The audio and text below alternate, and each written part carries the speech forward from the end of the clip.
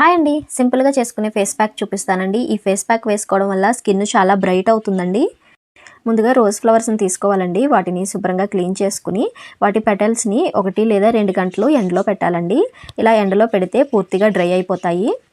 ఇలా డ్రై చేసుకున్న రోజ్ ఫ్లవర్స్ని తీసుకుని మిక్సీ జార్లో వేసుకుని గ్రైండ్ చేసుకోవాలి.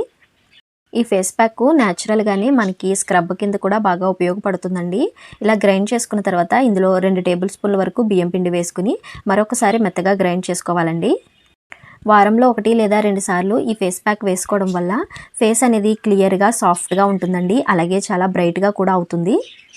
ఈ ఫేస్ ప్యాక్ని కొంచెం కొంచెం చేసుకుని నిల్వ చేసుకోవాలండి. ఎక్కువ చేసుకుంటే పాడైపోతుంది. అలాగే వాటర్తో కానీ రోజ్ వాటర్తో కానీ ఫేస్ ప్యాక్ వేసుకుని 10-15 నిమిషాలు ఉంచుకుని స్క్రబ్ చేసుకుంటూ కడిగేసుకోవడమేనండి. వారంలో 1-2 సార్లు ఈ ఫేస్ ప్యాక్ వేసుకోవడం వల్ల ఫేస్ మీద ఉండే డెడ్ స్కిన్ కూడా పోతుంది. మీకు కావాలంటే ఇందులో కొంచెం శనగపిండి కూడా వేసుకోవచ్చు. Please subscribe.